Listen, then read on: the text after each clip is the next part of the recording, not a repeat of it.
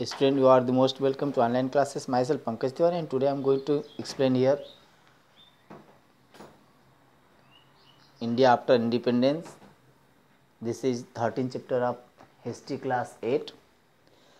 Here I am going to explain planning for development. Student, मैं बता देना चाहता हूँ 1950 में जब गवर्नमेंट का प्लानिंग हो रहा था तो डिज़ाइन किया जा रहा था, तो ये जो पॉलिसी था वो इकोनॉमिक डेवलपमेंट के लिए बनाया गया और ये देखा गया कि एग्रीमेंट जो था वो मिक्स इकोनॉमी का बनाया गया।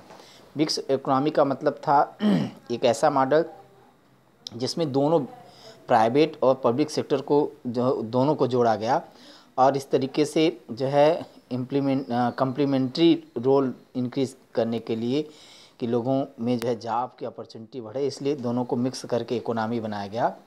और अब इसके बाद देखा जाता है कि जॉब जनरेशन के बाद सेकेंड 5 ईयर प्लानिंग जो बना वो फोकस किया गया डेवलपमेंट पर, जो कि heavy industry building large dam बनाने के लिए हैवी इंडस्ट्रीज और लार्ज बिल्डिंग बनाने के लिए किया गया। और इन सेक्टर में देखा गया कि ये जो है स्टेट के कंट्रोल में हुआ करते थे और एफर्ट किया गया कि इस तरीके से रेगुलेशन बनाया जाए इकोनॉमिक के लिए, इकोनॉमिक पॉलिसी के लिए, जिससे कि अगले नेक्स्ट फ्यू डिकेड के लिए जो है ये इम्प्रूवमेंट हो सके। अब इस तरीके से देखा गया कि जो लोग वोकल सिटीज़ थे उसमें सपोर्ट किया गया इन अप्रोचेज को और इसमें देखा गया कि एग्रीकल्चर पर भी कुछ फोकस किया गया और प्राइमरी एजुकेशन सिस्टम को भी इसमें ध्यान दिया गया। इसके बाद कहा गया कि इन्वायरमेंटल इम्प्रूवमेंट इकोनॉमिकल पॉलिसी में रखा गया।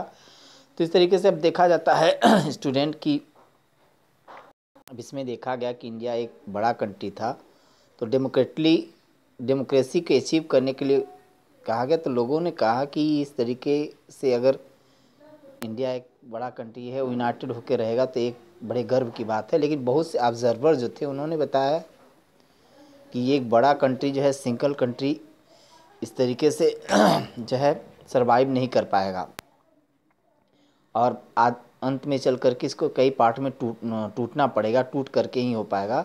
लेकिन इसे लिंग्विस्टिक ग्रुप पर जो है देखा गया कि लिंग्विस्टिक ग्रुप पर नेशनल कौन किया जाए ऐसा कहा गया। लेकिन बिलीव जो लोगों का था कि एक मिलिट्री रूल बनाया जाए, लेकिन 16 जनरल इलेक्शन कराने के बाद देखा गया कि अब तक 16 जनरल इलेक्शन हो चुके हैं, जिससे कि एक हम कह सकते हैं डेमोक्रेटिक कंट्री अच्छे से हो सका, जहां जिसमें फ्री प्रोसेस हुआ और इसमें जुडिशरी को जो है फ्री बनाया गया, इंडिपेंडेंट बनाया गया और कुछ प्रैक्टिसेस जो है फैथ के नेशन की यूनिटी के वो चलते रहे।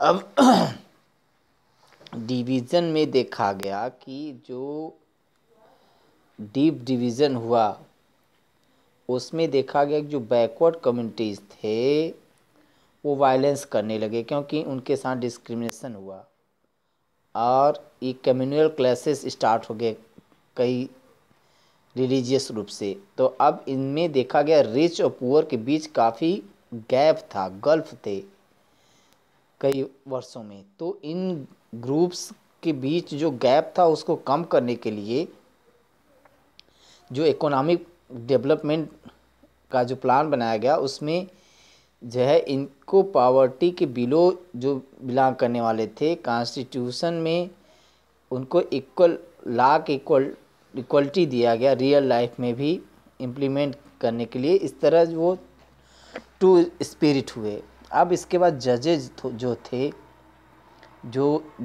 थे उस जो है एक तरीके से देखा गया तो इंडिया जो एक टू स्पिरिट हुआ करता है वो उस स्टैंडर्ड के अकॉर्डिंग जज नहीं किया गया। अगर उसको अपने आप में देखा जाए तो एक रिपब्लिक कंट्री होने में बहुत महान सक्सेस तो उसे नहीं मिला, लेकिन ये भी कह सकते हैं कि वो किसी तरीके से फेल्योर भी नहीं हुआ। और इंटरनेशनल स्फीयर में हम देखते हैं तो हमेशा इसका प्रयास रहता है कि जो प्लेस है परमानेंट मेंबर सिक्योरिटी काउंसिल का यूनाइटेड नेशन में, इंडिया हमेशा चाहता है कि उसका वो मेंबर बने और इस तरह से जो है कोई ऐसा डाउट नहीं है कि आने वाले वर्षों में भारत एक महान ग्रेट पावर के रूप में वर्ल्ड में इमर्ज होके आएगा। और वो अपने जो नेशन है इंडिया, वो एक तरीके से जो इसमें कहा है कि यूनाइटेड नेशन का सिक्योरिटी काउंसिल का मेंबर बनेगा, तो आने वाले दिनों में ज़रूर बनेगा, यही होप हम करते हैं। और इसी तरह साथ जो है 13 चैप्टर आज यहाँ कंप्लीट होता है। स्टूडेंट आगे आने वाले दिनों में मैं आपको इसका एक्सरसाइज और क्वेश्चन आंसर प्रोवाइड करूँगा। That's all.